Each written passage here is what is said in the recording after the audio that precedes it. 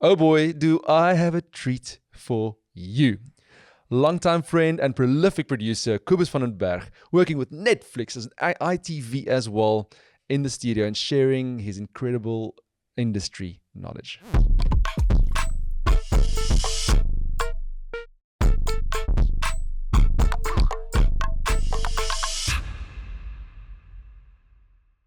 Cobus, thank you so much for joining us. And what a privilege it is. Thank you, Cobus, for the invitation.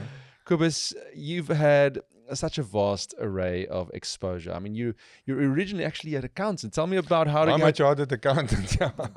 Boy, oh boy! And you've been in the estates property industry, the entertainment industry. Just run us a bit more about you. Yeah, I'm an entrepreneur, really. But yeah, when I wanted to study film or acting or whatever, in like my primary school days, the dad said to me, "Nee, my kind, let's get something decent for you to do." So there goes my dreams, and I was, I was set up for becoming a medical doctor. Fortunate I could get out of that one, and and the second choice there was a chartered accountant. So yeah, you do what you have to do. So I finished studies, and I worked as a financial director for Sasol. But the dream of making movies never died. And so it was only, I was already 45 when I made my first movie. It was sort of like, but yeah, by then I've gained a lot of business experience. I've done some developments. I've been all over the show in different industries.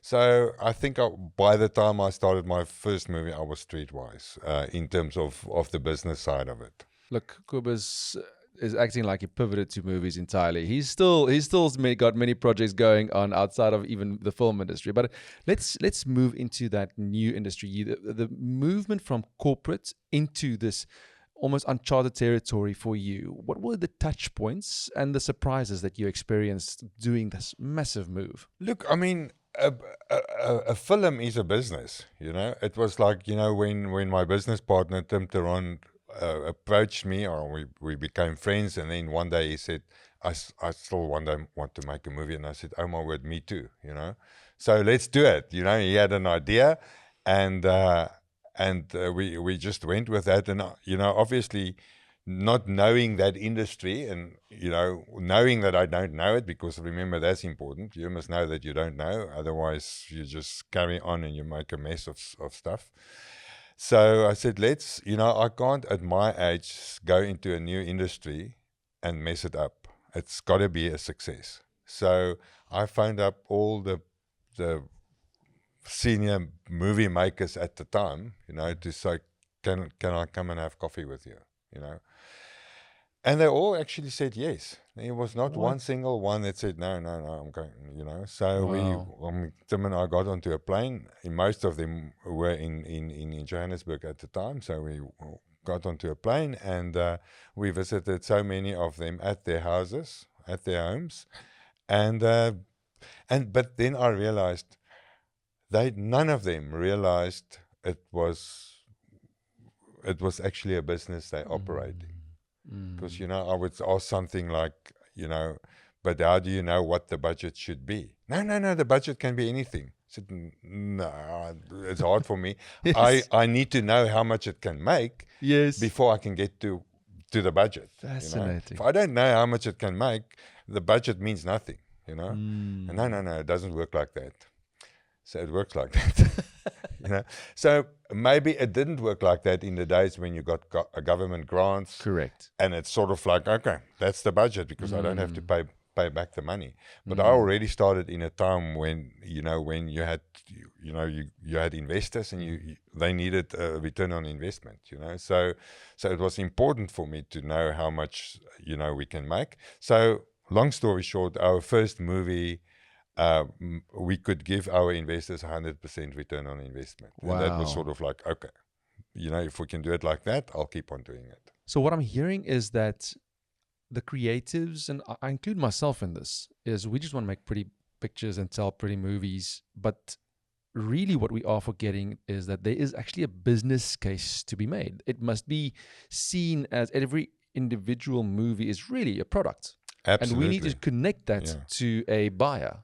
to a market. So you must know the market. You know, if I can't decide I want to make romantic comedy, but at the moment there's no market for it. You know, even though I want to make it and I've got a lovely script and all of that, at the moment that's not what's selling. So why are you doing it? You know, it's as simple as that. Wow. So tell me, let's maybe touch on that to offer us some knowledge as filmmakers. How do I do research where that market is to write and produce for that market? I'll first go to my distributors, you know, because they will be the ones who must sell it. And if they, you know, if you give them something they can't sell, what's the point, you know? So first speak to them. Listen, yeah, because they know the market, they know the trends, they know, they've been around long enough to know what the trends, and trends come and go, you know. Maybe this year action thriller is not the thing, but it might be next year, which is what happened over the years. Wow. Okay. So there are enough data points and experienced distributors to be able to tell you, listen, we are seeing an uptick in our sales in this specific genre. Yes. Often people send me ideas and pictures and stuff. Fantastic. I can see it's great, but I also know I will find the next person at, let's say, Netflix, and I will not find them because I know, speaking to them last week, that at the moment, dark drama is not what they want. You know, they've either got enough or it's just not the flavor of the month. And you have to realize that and work towards that. Incredible. Okay, so there was a very subtle hint, just exposing where we're heading to. There's a little Netflix conversation just on a speed dial. But let's talk about, we had this, you started now with local production, had a great return on investment on the first film. It really started opening doors, because if you can have the ability to make more money with a product that you are buying, the doors open easier to the next one and the next one. Right. Yeah, it's obviously it's about a relationship, you know. So already, I mean, we're busy we're in post production with our latest series. It's a Deal My Book. So already ITV, who is the distributors, is asking, what else do you have on your slate? You know, they're already asking for the next one, because I mean, you've obviously established a lovely working relationship. They like what we do. It was a nice, easy, nobody, you know, we all made life easy for one another. Right. You know? So it's a great working relationship. I want to work with them, we want to work with them, and they want to work with us. So it's simple. Wow. Why will you not want to move on to the next project? Amazing. Okay. There was a decision actively between you guys to start seeing what else is out there beyond our borders. Tell me about the process of starting to almost bash open those doors or start building relationships abroad. What are the perceptions as local producers that we need to overcome to build trust as well as confidence in our capacity to do so? Maybe I must just move a step back. I think it's Ernie Els that said, you know, it took 10 years to become an overnight success, you know. And I think, unfortunately, it's the same thing, yeah. You know, it's not like we didn't wake up one morning and say, okay, let's start moving international. It was like a continuous getting onto a plane, fly to LA, walk the streets, flying to London, walk the streets, knock on doors, make appointments. You don't always get the appointments, you know, make a bit of a nuisance of yourself, go and see them, try to build relationships, pitch, hear them out. Next year you go back, next month you go back, and then eventually we had the first bite, you know. So it didn't happen like that, you know, and easy. And then also, you know, in that, never working with international people before, you make mistakes, you know. You put emphasis on the wrong approach, you know. Like, I mean, in the beginning I thought, you know, I'm going to use it as a brag thing to say for how little money we can make movies. Wrong approach, you know. Wow. Because in their perception, little money doesn't make good movies. Fascinating. You know. Yeah. So don't sell on price. Sell on integrity and quality and script quality and that sort of thing, But again, if you don't have a great IMDb profile, of what you've done before, apart from a few local productions that you fortunately were successful with, it's not easy, So you really, really, really have to sort of like, read the room, and play towards that, to get them to listen to you. Yes, obviously, once you've done one, the next one is easier, and then eventually, it's never that easy that you can just pick up a phone, But it becomes at least easy for people to hear you out. Right. Tell me about those visits to LA and London. Were you able to get meetings beforehand, or did you physically just rock up and say, sure. No. We Relationship? we did, get meetings beforehand. But so often, I mean, you don't know, it's sort of like people might make an appointment with you thinking that you do TV series. Right. But that's not what you're doing. So you get there and, oh, no, that's not what we're doing. Okay, waste of time, So so now we thought we had like distributors, that will look to at this and this and this and that. Okay, but that's not the case. So now you're in London or you're in LA. Okay, so we can't leave here empty-handed. Yes, so of course. let's start phoning. Let's start Googling and see who else is in the area that we can go and see. Wow. So you physically, it's a costly exercise as well, because you spend some time there with no guarantee, and often you sort of like, the next lead leads to the next, somebody would say, listen, this is not what we're doing, and our slate is full for the next 2, 3, 4 years, but we think you can go to so and so. Right. Okay. But you have to ask that question, I suppose. You have to listen, but who else? Because you can't just walk out there with nothing. So you have to be proactive constantly in finding out and almost fleshing out. Yeah, and you have to have a bit of a thick skin. It's like anything else. You have to, and sort of like, but I think it's, when you sit in front of somebody and he might not have a home for your product, but there's something about you or not, that makes him reconsider their approach to give you a chance, So that has happened. And but I mean, from like our first, when we started working with the HBO, we walked the streets of LA, we walked the streets of London, and then one small filmmaker in London was interested.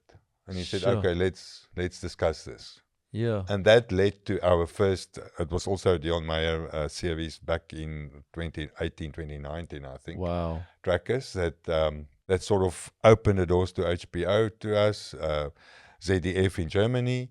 So, and all of a sudden we were able to play with international players, and the rest, I can't say it's history, but, it made just the next step. It first of all gives you confidence, and, I mean, you benchmark with whatever they have from the rest of the world, and you realize we can do this as good as anyone else. Wow. We don't have to take one step back. And that is obviously in itself gives you the confidence to take the next step. Take the next step. It's like walking on water. If you stay long enough, then you start running, Right.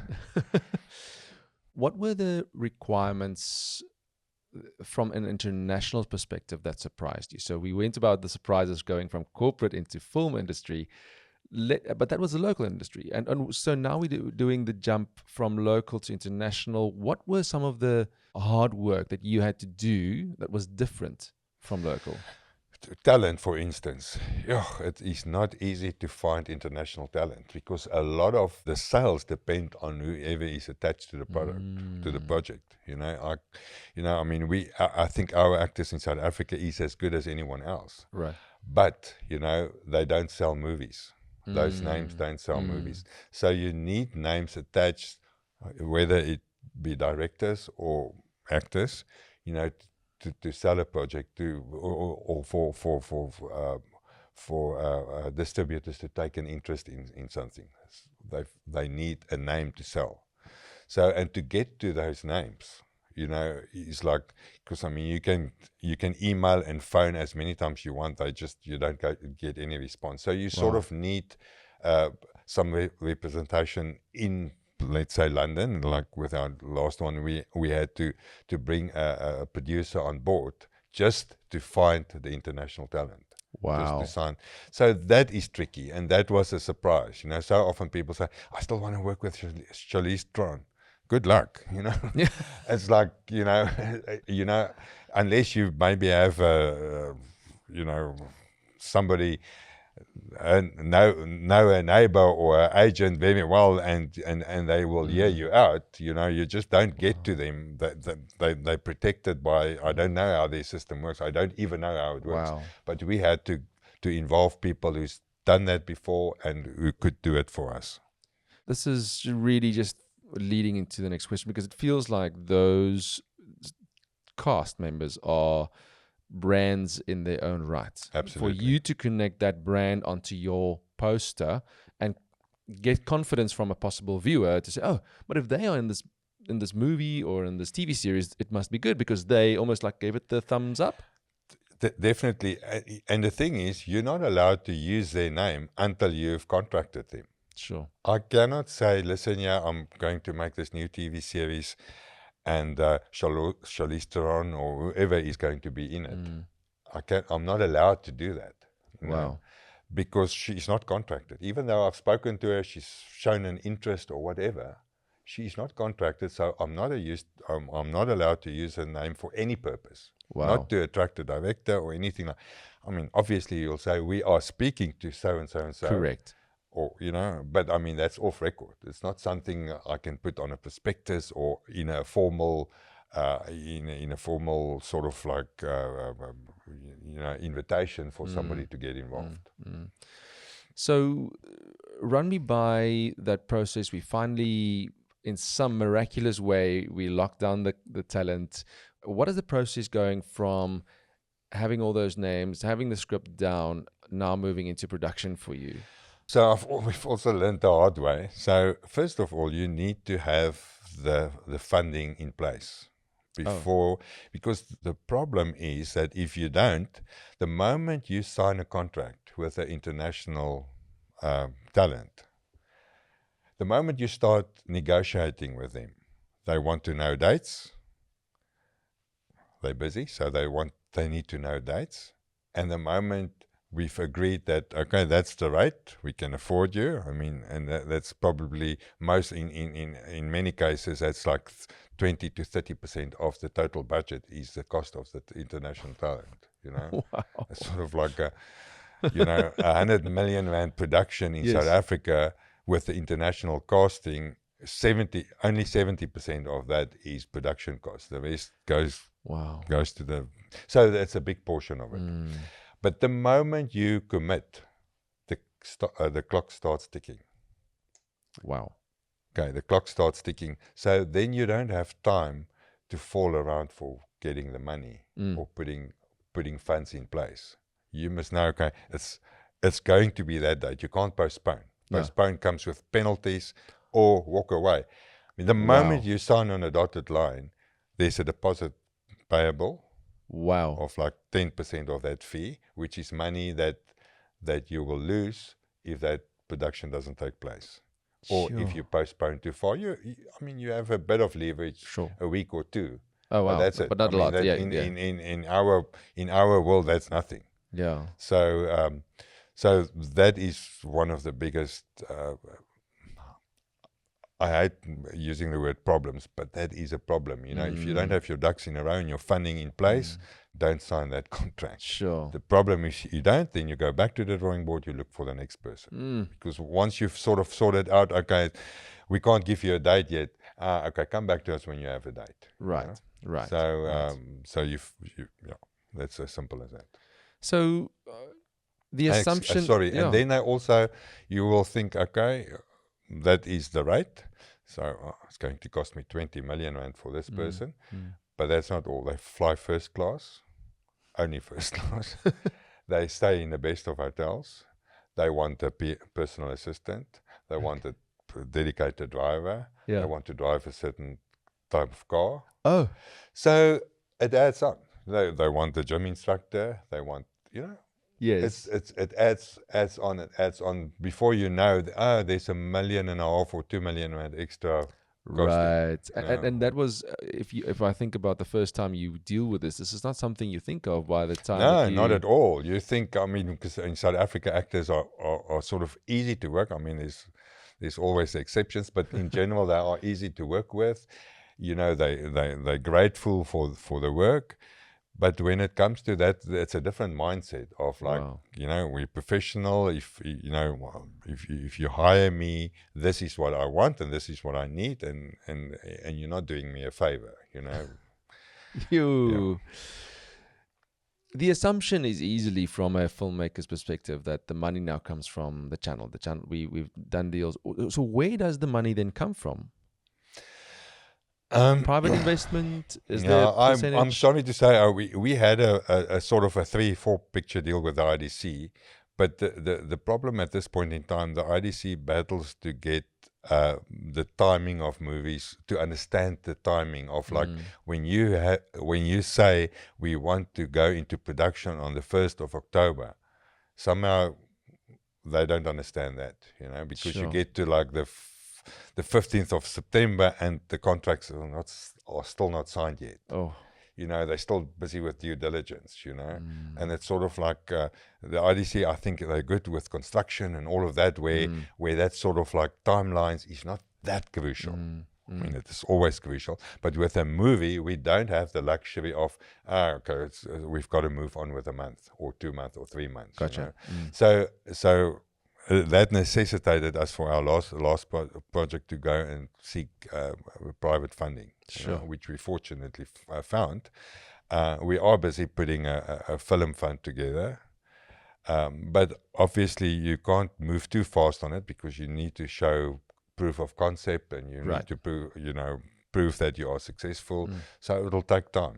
Right. So, but it's all with the IDC. It's a loan, correct? How does the fund structure work? Yeah, with the IDC, it's a loan with a fairly high interest rate. At the problem at the moment, and I know some other filmmakers also found it as to be a big problem, is they want you to sign personal surety, each and every director of the production company, Wow. which is a problem. If I get 100 million from them, and I make the best movie or series, but it's a flop because there was a COVID, or they could not distribute, or there's a world war, You're personally liable. I'm personally liable. So it's not an option. And anyone that wants to go that route, don't sign personal surety. You cannot do that. It's detrimental. And in what capacity did the Department of Trade Industry? It seems like they are quite behind with all funding. Well, the DTI is a different story. I mean, we didn't get that grant.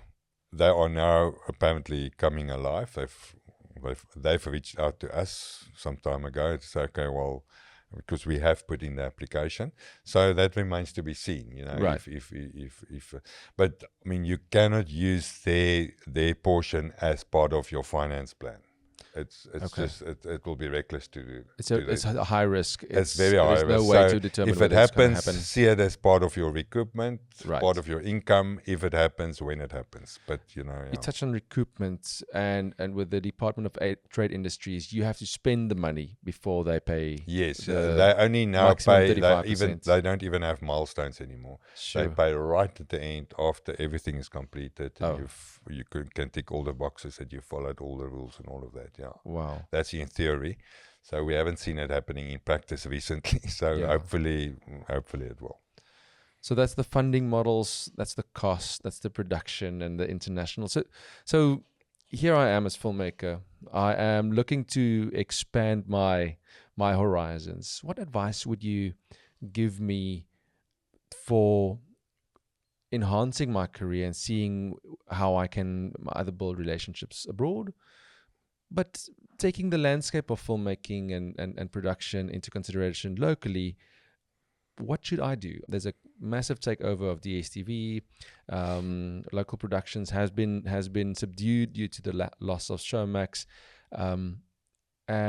but that passion and that fire for storytelling never ceases to people go ask away. me that very same question daily, and the answer is not an easy one.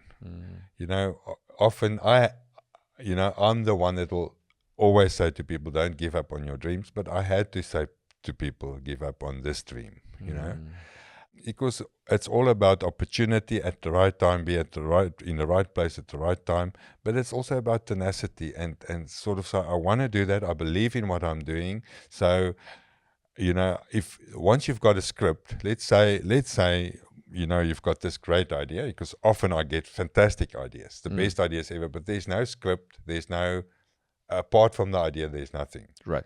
Unfortunately, you can do almost nothing with that. Wow. Because the first thing, even if I can pick up the phone to HBO or ITV or a ZDF or a Netflix, phone one of the people that you know very well that believe in you and say, listen, I've got this great idea. Oh, yes, it's fantastic. Well, you sent me the script. Sorry, I don't have a script. It's not going to fly, So you first of all, in South Africa, one thing we need is funding to develop scripts. That is very true. So if we can get that right, then it'll be so much easier. Because, okay, let's say I have a script, and so often, you can't, in the olden days, often people will risk their time and write you a script in the hope that they will get paid, but when it gets made. But I think so many people or writers have been exploited in that way. Not Right. exploited, it's the wrong word, but they spent the time and the effort, and they've written an amazing script, and it just ended up in a drawer. So, but let's say you've got that script, so you then need somebody to say, listen, this is good enough. We are interested to distribute it. Right. And you might be lucky enough that they say, we'll even put money towards it, as sort of a seed funding. Yeah. Because if let's say a production is like 100 million rand, I've done the budget, all of that, and I've got the first 20 million. That already gives you a foot in the door. Correct. To go to the next person, get maybe one or two pre-sales. Yeah. Pre-sales, unfortunately, you take whatever they offer you, because they buy something that they don't know what the end result will be. Makes sense. But so don't do too many of that, Right. because then you've exploited, then there's no market left to sell the rest to actually make money. And then there's a lot of elements. Because they will say we might be interested to distribute this, but this and this and this and this and that is what we want. This is what we need to sell it, Wow. And that is like when you come to casting, and, obviously in South Africa, we are a diverse nation, so it's got to be representative of the whole nation. Oh, interesting. Which makes certain stories very sort of difficult to adapt. It's always possible. Yes. But will it still make sense? Yeah. So there's a lot of elements, Yeah. But it's not easy, but it's always possible. Wow. Cobus, thank you so much. It's insightful, but what I'm hearing is there is a very strong intentionality behind everything. Even your move from corporate into the sector, there was first an acceptance that you don't know everything and starting to engage with the people that do know everything. Absolutely. Combining what you know with what you've heard, Yeah. and understanding that making movie is a product in its own right, and taking that concept and growing it into the international market, understanding again that the actors are a brand and that needs to be connected to a certain production. And it sounds like a big puzzle with a bunch of pieces all over the world that you need to place and put And put don't together. be shy to collaborate, because there are people who know the things that you don't know, who know the people that you don't know, So often, and I don't think it's only a South African thing, but we often tend to sort of, this is mine, I want to protect it,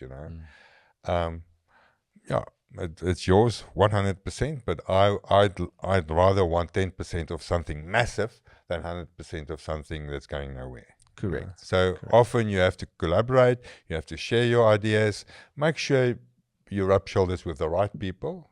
But I think in general, people are not there to cheat you out of your ideas. I mean, even even the international movie world is too small for anyone like a big ITV to allow that to happen. They just not. Often people say, but what guarantee do I have if you send them the idea that they will not use it? They will not use it. They're too professional. They've got too much integrity. They will not use it. They cannot afford for something like that to come out that they've stolen some person in South Africa's idea. I mean, they've got millions of ideas. They don't need to steal your idea. Even you might think it's the most precious thing in this whole world, but believe me, there are more precious ideas than that. Amazing. I'm going to ask you for one practical tip, just right at the end. How did you position your messaging when you wanted to learn more from directors? How did you communicate to them that you basically got a 100% response rate to visit them and learn from them? Because you are receiving a bunch of messages. You're on the other side now, where you are receiving a bunch of messages. And I'm really trying to pay it forward. What stands out from the messages that you receive, and how did you position it? I was just always 100% honest to say, listen, I know nothing. And obviously most people are able to sort of like hear the heartbeat behind the question. I'm sincere in why I'm asking it. I am honest in what I want to deliver. And I think that's, if somebody would ask me, how did you get it right? There's no magic formula to get it right. I mean, I'm sincere. I really want to do this. I want to contribute to an industry. I want to contribute to the most wonderful crew that you can imagine that we have in South Africa.